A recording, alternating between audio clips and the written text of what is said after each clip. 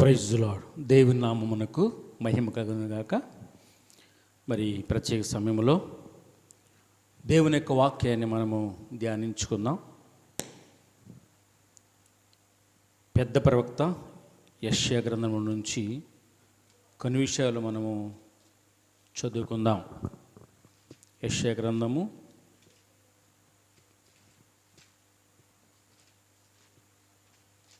11వ అధ్యాయము మొదటి వచనం చదువుకుందామండి.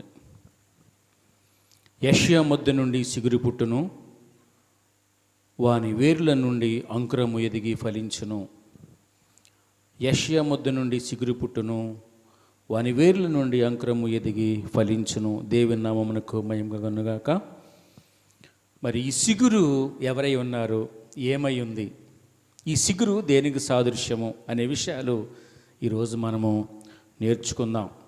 ప్రియమైన దేవుని బిడ్డలారా, దేవుని యొక్క వాక్యాన్ని మనం పరిశీలన చేసినట్లయితే మరి జకర్యా గ్రంథము 6వ అధ్యాయము 12వ వచనం చూసినట్లయితే, యెహోవా సెలవిచ్చినదేమనగా, సిగురు అను ఒకడు కలడు, అతడు తన స్థలంలో నుండి చిగుర్చును అని బైబిల్లో రాయబడి ఉంది. ప్రియమైన దేవుని బిడ్డలారా, సిగురు అను ఒకడు కలడు, అతడు తన స్థలంలో నుండి చిగుర్చును. ఈ సిగురు దేనికి సాదృశ్యమో మనం పరిశీలన చేసినట్లయితే మరి దేవునికి సాదృశ్యమై ఉంది, యేసుక్రీస్తు ప్రభువారికి సాదృశ్యమై ఉంది, సేవకునికి సాదృశ్యమై ఉంది. ప్రియమైన దేవుని బిడ్డలారా, అలాగని సంఘమునకు కూడా ఫలించే విషయంలో, ఎదిగే విషయంలో సంఘమునకు కూడా సాదృశ్యమై ఉంది. యేసుక్రీస్తు సిగురు, యెషయా మొద్దు నుండి సిగురు పుట్టును, వాని వేర్ల నుండి అంకురం ఎదిగి ఫలించును, వాని వేర్ల నుండి అంకురం ఎదిగి ఫలించును. దేవుని బిడ్డలారా, బైబిల్ గ్రంథం చూసినట్లయితే యెషయా పెద్ద ప్రవక్త ఆయన యెషయా గ్రంథము 1:2 వచనంలో, యెహోవా మాట్లాడుచున్నాడు, ఆకాశం ఆలకించము, భూమి చెవియొగ్గుము, నేను పిల్లలను పెంచి గొప్పవారిగా చేస్తుని, వారు నా మీద తిరిగిబడి ఉన్నారు. ఎద్దు తన కామందును ఎరుగును, గాడిద సొంతమని దుర్దెలుసుగును. ఇజ్రాయేలుకు తెలియలేదు, నా జనులు యోచింపురు. పాపిష్టి జనమా, దోషపరద ప్రజలారా, దుష్టంతనమా, చెరుపు చేయి పిల్లలారా, మీకు శ్రమ, వారు యెహోవాను విసర్జించి ఉన్నారు. చూసారా, ఇజ్రాయేలు యొక్క పరిశుద్ధ దేవుని దూషింతురు, ఆయనను విడిచి తొలగిపోయి ఉన్నారు. నిత్యము తిరిగవాడు చేయుచు మీరేలా ఇంకను కొట్టబడుదురు. ఇలాగా దేవుడు అనేటువంటి యెహోవా మాట్లాడుతూ ఉంటాడు తన సంఘంతో, ఇజ్రాయేలు ప్రజలతో. ఎలా ఉన్నారు అంటే పూర్తిగా చెడిపోయి ఉన్నారు, నశించిపోతూ ఉన్నారు, దేవుని మీద తిరుగుబాటు చేసి ఉన్నారు. అందువల్ల ఆకాశానికి భూమికి తన బాధను వ్యక్తపరుస్తూ ఉన్నాడండి. అటువంటి పరిస్థితుల్లో యెషయా పెద్ద ప్రవక్త ద్వారా మరి ప్రవశిస్తూ ఉన్నాడు. ఏమని అంటే 11వ అధ్యాయం మొదటి వచనంలో, యెషయా మొద్దు నుండి సిగురు పుట్టును, వాని వేర్ల నుండి అంకురము ఎదిగి ఫలించును. ఏ ప్రజలైతే పాపమునకు బానిసలైపోయి దేవునికి వ్యతిరేకంగా జీవిస్తూ పాపము చేత కొట్టబడి, ఏడవబడి, పచ్చి పుండ్లు గాయాలతో నింపబడి ఉన్నారో ఆ సంఘమును గూర్చి దేవుడు బాధపడుతున్న తరుణంలో, యెషయా మొద్దు నుండి సిగురు పుట్టును, వాని వేర్ల నుండి అంకురం ఎదిగి ఫలించును. ఆ సిగురు వేర్ల నుండి ఎదిగి అంకురముగా ఫలిస్తుంది అని చెప్పేసి దేవుడు ఆనాడు తన యొక్క పెద్ద ప్రవక్త యెషయా గారి ద్వారా ప్రవశిస్తూ ఉన్నాడండి. ఈ సిగురు యేసుప్రభు వారికి సాదృశ్యమై ఉంది, అంకురము యేసుప్రభు వారికి సాదృశ్యమై ఉంది. ఆ యేసుప్రభు వారి ఈ లోకానికి వచ్చి తొలగిపోయిన ప్రజలను తిరిగి దేవాదేవునికి అప్పగించడానికి ఆయన ప్రాణాన పెట్టి లోకానికి వచ్చారు. ప్రాణాన పెట్టి దేవునికి అప్పగించడానికి, ప్రపంచ మనుషులందరినీ తన స్వరక్తం ఇచ్చి సంపాదించడానికి దేవుడు తన కుమారుడు యేసుక్రీస్తుని 2025 సంవత్సరాల క్రితం పంపించడం జరిగిందండి. ఆయనే దావీదు వేరు, యెషయా మొద్దు నుంచి వచ్చిన సిగురు, ఆయనే అంకురము. కాబట్టి ఈ అంకురమును గూర్చి, సిగురును గూర్చి కొన్ని విషయాలు మీతో పంచుకోవాలని నేను ఆశపడుతూ ఉన్నాను. కాబట్టి దేవుని బిడ్డలారా, మరి యెహోవా సెలవిచ్చినదేమనగా, సిగురు అను ఒకడు కలడు, అతడు తన స్థలంలో నుండి చిగుర్చును. జకర్యా 6:12. అలాగనే దేవుని బిడ్డలారా, జకర్యా 3:8 కూడా, జకర్యా గ్రంథం 3:8 కూడా ఇలా రాయబడిందనమాట. ఏలయనగా సిగురు అను సేవకుని నేను రప్పించబోచున్నాను. సిగురు అను సేవకుని నేను రప్పించబోచున్నాను. ఎవరా సేవకుడంటే యేసు ప్రభువారే. 33 సంవత్సరాలు జీవించిన యేసయ్య 3.5 సంవత్సరాలు అద్భుతమైన సేవ చేశారండి. 12 మంది శిశువులను ఏర్పాటు చేసుకున్నాడు. అద్భుతమైనటువంటి స్వస్థతలు చేశాడు, మహత్కారాలు చేశాడు, సూచక్రియలు చేశాడు. దేవుని బిడ్డలారా, ఆయన గురించి చెప్పాలంటే ఆయన ఏ పలుకు పలికితే అది అద్భుతంగా నెరవేరుతూ వచ్చింది. అనేక మందిని ఆకర్షించింది, కదిలించింది, అనేక మందిని మార్చబడింది ఆయన ప్రసంగాలు, బోధలు. ముఖమాటం లేనిటువంటి ప్రసంగాలు చేస్తూ అనేక మందికి ఆదర్శవంతంగా ప్రభువారు జీవించారు. పాపము లేనివాడుగా, పరిశుద్ధుడుగా, నీతిమంతుడుగా, నిందారహితుడుగా, నాలో పాపం ఉన్నదని మీలు ఎవరు స్థాపింపగలరని సవాలిస్తున్నాడు యేసుక్రీస్తు ఈ లోకంలో జీవించినప్పుడు. దావీదు వేరైన సిగురు, యెషయా మొద్దు నుంచి వచ్చిన సిగురు, అంకురము. దేవుని బిడ్డలారా, దేవుని యొక్క వాక్యాన్ని మనం పరిశీలన చేసినట్లయితే, అతడు తన స్థలములో నుండి చిగుర్చును. జకర్యా గ్రంథం 3:8 కూడా ఇది ఉందన్నమాట. సిగురు అను సేవకుని నేను రప్పించబోచున్నాను. రప్పించారు ఆయన. 2025 సంవత్సరాల క్రితం ఆయన ఈ లోకానికి వచ్చారు. తర్వాత 3వ పాయింట్కి వచ్చినట్లయితే దేవుని బిడ్డలారా, రోమాపత్రిక 15:2 ఉంది, యెషయాలో నుండి వేరు సిగురు. చూసారా, అది యెషయాలో నుంచి వచ్చిందండి ఆ వేరు సిగురు. తర్వాత 4వ విషయం వచ్చినట్లు ప్రకటన గ్రంథం 5:5 చూసినట్లయితే, ఇదిగో దావీదునకు సిగురైన లేక వేరైన యోధా గోత్రపు సింహము. యోధా గోత్రపు సింహముగా ఈ లోకానికి యేసుక్రీస్తు రావటం జరిగింది. దావీదునకు సిగురైన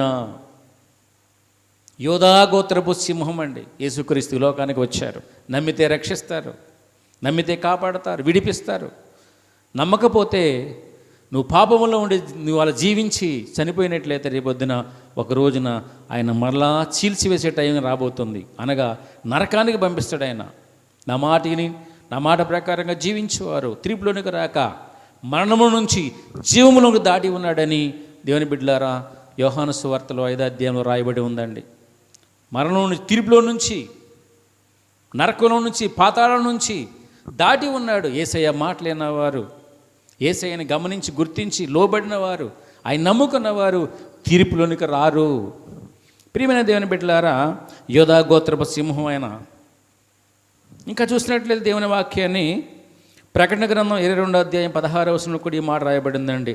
నేను దావీదు వేరు సిగురును సంతానమును. దావీదు సంతానముగా. అందుకని యేసుప్రభు వారి భూలోకంలో జీవించిన కాలంలో ఆయన ప్రసంగాలు చేస్తూ ఆయా ప్రాంతాలు వెళుతూ ఉండగా గుడ్డివాడు అంటాడు, దావీదు కుమారుడా నన్ను కరుణించు, నన్ను కరుణించు. పెద్దగా కేకలు వేశాడు. యేసుప్రభు వారి ఆగి ఆయన యొక్క గుడ్డితనం నుంచి విడిపిస్తాడు, కళ్ళు ఇస్తాడు, కళ్ళు తెరుస్తాడు, అంధత్వం పోతుంది. నీకేం కావాలంటే నాకు చూపును ప్రసాదించు ప్రభు అని ఆ గుడ్డివాడు బర్తలోమయ్య అడుగుతాడండి. ప్రియమైన దేవుని బిడ్డలారా, దావీదు కుమారుడుగా వచ్చాడు ఈ లోకానికి. ఇంకా దేవుని యొక్క వాక్యం చూసినట్లయితే దేవుని బిడ్డలారా, ఈ వేరు సిగురు దేనికి గుర్తు అంటే సంఘమునకు కూడా మరి సాదృశ్యంగా ఉందండి. సంఘానికి కూడా సాదృశ్యమైగా ఉంది. దేవుని యొక్క వాక్యం మనం పరిశీలన చేసినట్లయితే చూడండి, యెహెజ్కేలు గ్రంథం 16:7 మాట రాయబడిందనమాట. నేల నాటబడిన సిగురు వృద్ధి ఎగునట్లు నేను నిన్ను వృద్ధిలోనికి తెప్పిస్తాను. నువ్వు ఎదిగి పెద్దదానవై ఫలిస్తావు, అభివృద్ధి చెందుతావు అని అక్కడ దేవుని బిడ్డలారా రాయబడి ఉంటుంది. నేల నాటబడాలి సంఘం. సంఘంలో నువ్వు నాటబడిన బిడ్డగా, మందిరంలో నాటబడి బిడ్డగా నువ్వు ఉన్నట్లయితే నువ్వు ఫలిస్తావు. నువ్వు కూడా సిగురింపజేస్తాడు దేవుడు. ఇవాళ మానవుల జీవితం చూసినట్లయితే దేవుని బిడ్డలారా, మోడుబారిపోయిన జీవితాలు, సంతోషమైన జీవితాలు, భయంకరమైన త్రాగుడుతో, వ్యభిచారముతో, దేవుని బిడ్డలారా బెట్టింగ్లతో, పేకాడలతో, సిత్తులాడతో, రకరకాలుగా విహారయాత్రలు చూసి వేసేసుకుంటూ దేవుని బిడ్డలారు కుటుంబాలు నశించిపోతూ ఉన్నాయి. గొడవలతో, పోట్లాడలతో జీవిస్తూ ఉన్నారు. మనిషికి మధ్య సమాధానం లేకోకుండా నశించిపోతూ ఉన్నారు. యేసు ప్రభువు నమ్ముకున్నట్లయితే, దావీదు వేరు సిగిరినటువంటి యేసుక్రీస్తు నమ్ముకున్నట్లయితే నువ్వు కూడా ఫలిస్తావు, నువ్వు కూడా అభివృద్ధి చెందుతావు, నీవు కూడా నాటబడిన స్థితిలోకి రావాలి. దేవుని మందులు నాటబడిన వారై అని ఉండదు 92వ కీర్తనలో. వర్ధిల్తారని బైబిల్లో రాయబడి ఉందండి. నాటబడకపోతే నువ్వు పెరిగి వేయబడతావు, నాటబడకపోతే నువ్వు వర్ధిల్లు. దేవుని యొక్క మందిరంలో నాటబడాలి. ఆయన చిగురు నిన్ను కూడా చిగురింపజేస్తాడు. ఆయన ఫలింపజేస్తాకి ఈ లోకానికి వచ్చాడు, నిన్ను బలపరస్తానికే వచ్చాడు యేసు ప్రభువారు. ప్రియమైన దేవుని బిడ్డలారా, ఇంకా దేవుని యొక్క వాక్యం మనం పరిచయం చేసినట్లయితే, చిగురించాలంటే దేవుని బిడ్డలారా ఉండవలసినటువంటి కొన్ని లక్షణాలు, అనుభవాలు మనం చూద్దాం. సామెతల గ్రంథము 11వ అధ్యాయం 28వ వచనంలో ఈ మాట రాయబడి ఉందన్నమాట. చిగురించాలంటే, ఫలించాలంటే, అభివృద్ధి చెందాలంటే నువ్వు మంచి దేవుని చేత మంచి లక్షణాలు పొందుకోవాలి, కలిగి ఉండాలి. అదేదండి నెంబర్ 1, సామెతలు 11:28, నీతిమంతుడవై ఉండాలి. ఎలా నీతిమంతుడవి అవుతావంటే, యేసు రక్తం ప్రతి పాపం నుంచి కడిగి పవిత్రపరుచును, నిర్దోషులుగా చేస్తుందని యోహాను పత్రిక 1వ అధ్యాయంలో రాయబడి ఉందన్నమాట. 7-9 వచనాలు. ప్రతి పాపమును చెడిపిస్తాడు, అప్పుడు నువ్వు నీతిమంతుడు అవుతావు.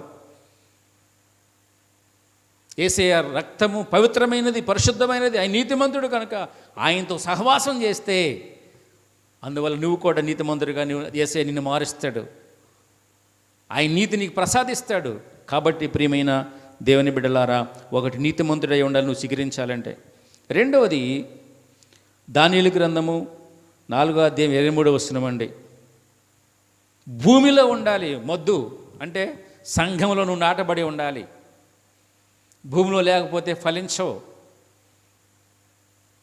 ఎక్కడ పెట్టినా కానీ అంకురము లేక మొక్క అది అభివృద్ధి చెందాలంటే మట్టిలోనే ఉండాలి, అదే ఫలింపజేస్తుంది. నువ్వు సంఘములో ఉండాలి, సహవాసంలో ఉండాలి, ప్రార్థనలో ఉండాలి, ఎడతగిన ప్రార్థనలో ఉండాలి, రొట్టె విరుచుట్లో ఉండాలి, అపోస్తుల బాధలోనూ ఉండాలి, సహవాసములో ఉండాలి. నువ్వు ఒంటరిగా ఉంటే నువ్వేమి సాధించలేవు. యేసే నిజమైన ద్రాక్షవల్లి, నువ్వు తీగవి, ఆయనలో అంటకట్టబడాలి. అప్పుడు నువ్వు ఫలిస్తావు, అభివృద్ధి చెందుతావు, నీతిమంతుడిగా మార్చబడతావు, వికసిస్తావు. దేవుని బిడ్డలారా, నువ్వు ఏం చేయబడాలి అంటే దేవుని యొక్క వాక్యం చదివిస్తూ ఉంది, దాని మొద్దు భూమిలో ఉండాలి, అప్పుడు ఫలిస్తుందంటండి. మూడో విషయం చూసినట్లయితే, నరకబడి నీటి వాసన చేత చిగురించాలి. యోబు గ్రంథం 14వ అధ్యాయము 7-9 వచనాలు, యెషయా గ్రంథం 6:13 వచనం అండి. యోబు 14వ అధ్యాయము 7-9 అండి. నీటి వాసన చేత చిగురించాలి. నరకబడి, ఏమి నరకబడాలి అంటే నీ పాపపు జీవితం నరకబడాలి, వ్యభిచారపు జీవితం నరకబడాలి, లోకానుసరణ జీవితం నరకబడాలి, క్రామ, క్రోధ, లోభ, మోహ, మదమత్సరాలు నరికివేయబడాలి. నిర్దోషిగా మార్చబడాలి, నీతిమంతుడిగా మార్చబడాలి, భక్తిపరుడిగా మార్చబడాలి, విశ్వాసగా మార్చబడాలి, ప్రార్థనాపరుడిగా మార్చబడాలి. అది నరకబడాలన్నమాట. శరీర సంబంధమైన జీవితాన్ని నరకబడి ఆత్మీయ జీవితంగా ఫలించినట్లయితే, అభివృద్ధి చెందుతున్నట్లయితే నీవు చిగురిస్తావు, నీ వంశము చిగురిస్తుంది. ప్రియమైన దేవుని బిడ్డలారా, దేవుని యొక్క వాక్యం మనం చూస్తున్నట్లయితే నీతిమంతుడవై ఉండాలి, మొద్దు భూమిలో ఉండాలి. మొద్దు నీవు, నేను, మనమే సంఘములో ఉండాలి. తర్వాత అది నరకబడి నీటి వాసన చేత చిగురించబడాలి. ఆ నీటి వాసన ఏ నీరంటే వాక్యం అనే నీరు. వాక్యం ఉదక స్థానం చేత నీవు నింపబడాలి, కడగబడాలి, శుద్ధి చేయబడాలి. అప్పుడు ఏమవుతుందంటే నీవు చిగురిస్తావు. ప్రియమైన దేవుని బిడ్డలారా, దేవుని వాక్యం మన పరిశీలన చేసినట్లయితే తర్వాత 4వ విషయము, ఆకాశపు మంచుకు తడవనివ్వాలి. దానియేలు 4:23 అండి. దానియేలు 4:23, ఆకాశపు మంచుకు తడవనివ్వాలి. ఆ ఆకాశపు మంచు దేనికి గుర్తు అంటే పరిశుద్ధాత్మ దేవునికి గుర్తు, ఆత్మాభిషేకమునకు గుర్తు. దేవుని బిడ్డలారా, పెంతెకోస్తు దినమున మేడగదిలో 120 మంది కనిపెడుతూ ప్రార్థన చేస్తున్నప్పుడు పరిశుద్ధాత్మ దేవుడు వారందరి మీదకి దిగాడండి. అగ్ని జ్వాల వంటి 4 వెలుగబడినవి అందరి మీదకి దేవుని ఆత్మ వచ్చేసింది, అందరిని వెలిగించింది.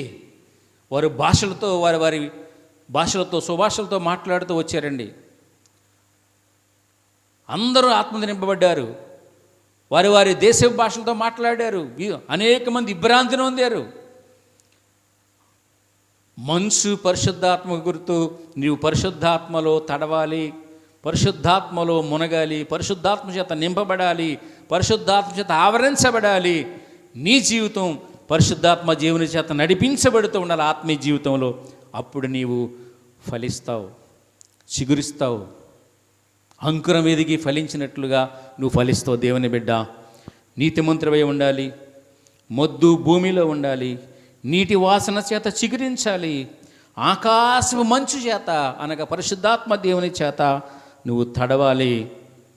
చివరిగా సంఖ్యాకాండం 17:8 అహరోను కర్ర, 12 గోత్రముల వారిని 12 కర్రలు తీసుకుని వెళ్ళి ఆ యొక్క గుడారంలో పెట్టినప్పుడు దేవుని బిడ్డలారా, ఆ యొక్క అహరోను కర్ర చిగురించింది, పూసింది, కాయలు కాసి ఫలించిందండి. దేవుని ఏర్పాటులో ఉన్నప్పుడు, దేవుని సంఘంలో ఉన్నప్పుడు, దేవుని చిత్తంలో ఉన్నప్పుడు, దేవుని యొక్క అడుగుజాడలో సాగిపోతున్నప్పుడు అహరోను కర్ర ఏ విధంగా నాడు చిగురించిందో, పువ్వులు పూసిందో, కాయలు కాసిందో, అభివృద్ధి చెందిందో, నీ జీవితం కూడా 3 పువ్వులు 6 కాయల వలె అభివృద్ధి చెందుతూ ఉంటుంది. అనేక మందికి ఆదర్శవంతంగా ఉంటావు. ఆకాశ మండలంలో తేజనక్షత్రంలాగా నక్షత్రం వలె ప్రకాశిస్తావు. నువ్వు ఫలిస్తావు. ఆనందము, సంతోషము, నెమ్మది నీకు, నీ కుటుంబానికి సదా తోడుగా ఉంటుంది. కాబట్టి దేవుని బిడ్డలారా, ఈ చిగురు యేసుక్రీస్తు, ఆ యేసుక్రీస్తు ఈ లోకానికి వచ్చారు అనేక మందిని చిగురింపజేస్తానికి. నశించిపోతున్న మానవాళిని, పాపములో భయంకరంగా జీవిస్తున్న మనిషిని వెదికి రక్షించి, కాపాడి, ఆదరించి, ఆదుకొని సహాయం చేయటానికి యేసుక్రీస్తు దావీదు వేరిన చిగురులాగా వచ్చారు. యోధా గోత్రపు, దావీదు గోత్రపు సింహములాగా వచ్చారు. యెషయా మొద్దు నుంచి చిగురు వలె వచ్చారు. ఆయన ఈ లోకంలో జీవించారు, మనందరికీ వెలుగునిచ్చారు. కాబట్టి ప్రియమైన దేవుని బిడ్డ, నీవు కూడా ఆయన నమ్ముకుని ఆయన యొక్క చిత్తంలో చిగురించబడుతూ, వెలిగించబడుతూ, ఫలించబడుతూ జీవించుదువుగాక. నీ కుటుంబానికి శాంతి, సమాధానం, నెమ్మది కలుగునుగాక. యేసుక్రీస్తు యొక్క వెలుగు, ప్రకాశమానము, ఆయన ఆత్మవర్షము నీ మీద కుమ్మరించబడునుగాక. ఆమేన్. ప్రార్థన చేసుకుందాం. దేవుడి మాటలు దీవించుగాక. దయగల మా తండ్రి, మీ నామానికి వందనాలు. వివరించిన వర్తమానం దీవించండి, ఆశీర్వదించండి, ఫలింప చేయండి. యేసయ్య పరిశుద్ధ నామములో ప్రార్థిస్తున్నాం తండ్రి. ఆమేన్. అందరికీ వందనాలు. Thank you all.